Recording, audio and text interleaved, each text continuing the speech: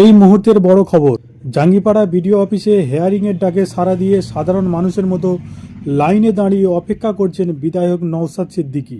ক্ষমতায় থেকেও নিয়মের প্রতি এই শ্রদ্ধা, প্রশংসাই সরব এলাকাবাসী। এই ঘটনায় কি নতুন রাজনৈতিক বার্তা দিচ্ছে? চলুন সরাসরি জেনে নেব এমএলএ নওশাদ সিদ্দিকীর কাছ থেকে। লজিক্যাল ডিসক্রিপেন্সির নামে অহেতুক যে হয়রানি হচ্ছে, সে হয়রানির শিকার শুধু নওশাদ সিদ্দিকী একজন এমএলএ নয়, পৃথিবী খ্যাত ব্যক্তি, বাঙালির গর্ব অমর্ত্য সেন স্যারকেও শিকার হতে হচ্ছে।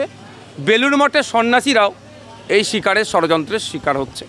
ফুরফুরা শিবের একাধিক পীর সাহেব পীরজাদা থেকে শুরু করে ইভেন স্বাধীনতা সংগ্রামী বীর পুরুষ দেশনায়ক নেতাজি সুভাষচন্দ্র বোস স্যারের পরিবারকেও এই হয়রানির শিকার হতে হচ্ছে। অহেতুক হয়রানি করা হচ্ছে, এর আমরা চরম বিরোধী। স্বচ্ছ ভোটার লিস্ট তৈরি হোক, তার পক্ষে আমরা, কিন্তু স্বচ্ছতার নামে মানুষকে যেভাবে রাস্তায় নামিয়ে এই ধরনের হয়রানি করাচ্ছে, এর আমরা চরম বিরুদ্ধে। তবে দেখেছে আসতে হবে আইনের বিরুদ্ধে, তো আমরা কেউ নয়। আর্টিকেল 324 ইলেকশন কমিশন অফ ইন্ডিয়ার পাওয়ার আছে, সে তার পাওয়ারকে এক্সারসাইজ করছে, কিন্তু এক্সারসাইজের করার মাধ্যমটা একটু সরলীকরণ হওয়া দরকার ছিল। শর্ট টাইমে যেভাবে এই পদ্ধতি নিয়ে এসেছে এসআইআর পদ্ধতি, ফলে এই হ্যাপাজারটা আরও বেশি হচ্ছে।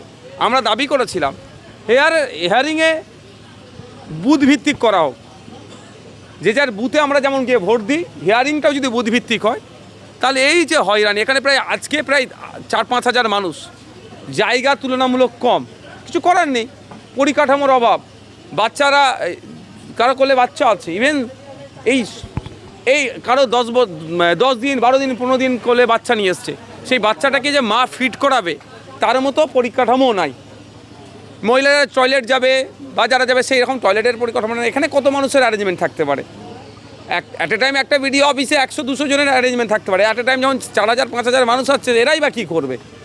সুতরাং এটা আমরা চেয়েছিলাম বুথভিত্তিক হোক। বুথভিত্তিক হলে কী হবে, একটা বুথে 50 জন 100 জন বা যার যে ম্যাক্সিমাম যেই কলটায় ডাক পড়ুক না কেন, তারা সেখানে গিয়ে সেই সমস্যাটা হতো।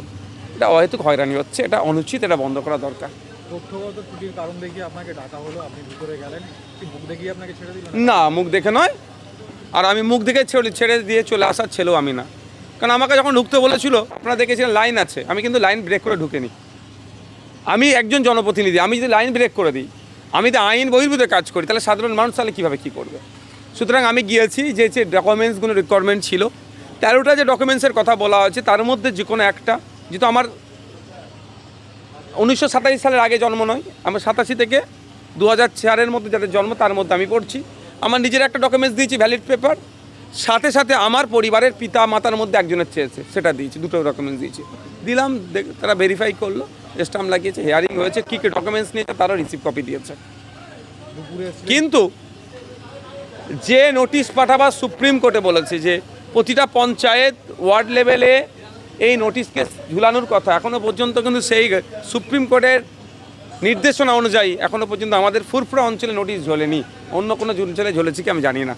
সরকারের উচিত হবে, পশ্চিমবাংলা সরকার, এটা নিয়ে একটু সোচ্চার হওয়া। দুপুরে এসেছিলেন পীরজাদা তাওহা সিদ্দিকী, প্রতিক্রিয়া জানতে চেয়েছিলাম, আপনাকেও ডাকা হয়েছে, বললেন লজ্জা এটা। না, আমি তো আজকে বিধানসভার মধ্যে গিয়ে রুল আন্ডার 185 আমি জমা করে এসেছি যে বিধানসভা থেকে নিন্দা প্রস্তাব পাস করানো উচিত। তাই আমি প্রস্তাবটা জমা করেছি। যেভাবে সাধারণ নাগরিক, কৃষক, ডে লেবার, আজকে যারা এসছে এখানে, এর মধ্যে আজকে প্রায় 60%-এর ওপরে ডে লেবার, এমনও মানুষ আছে দিন আনে দিন খায়। আজকে তার সারাদিনটা গেল, তার সারাদিনের রোজটা গেল।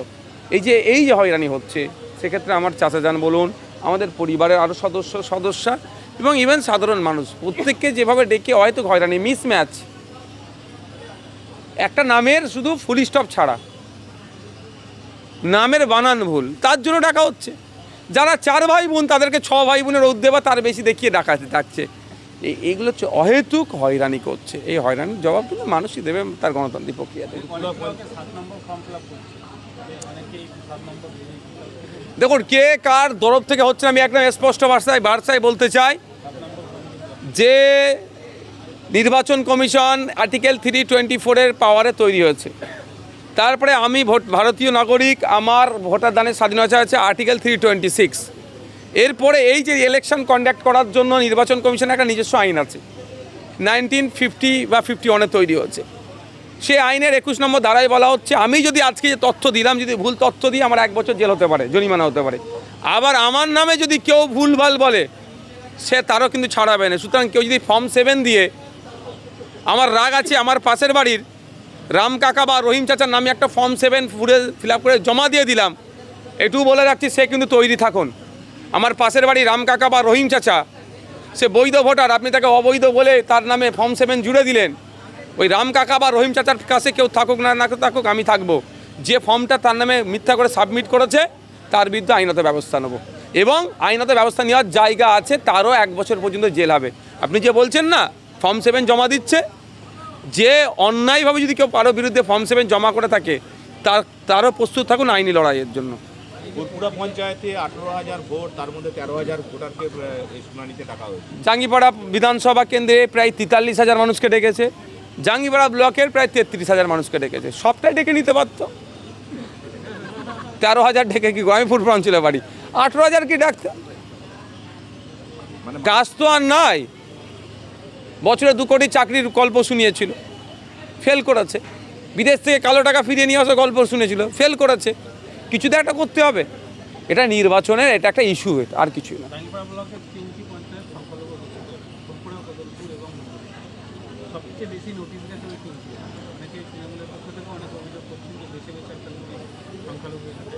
সব থেকে বেশি নোটিশ সংখ্যালঘু মুসলমানরা পাচ্ছে, তারপরেই দলিতরা পাচ্ছে, তারপরে আদিবাসীরা পাচ্ছে।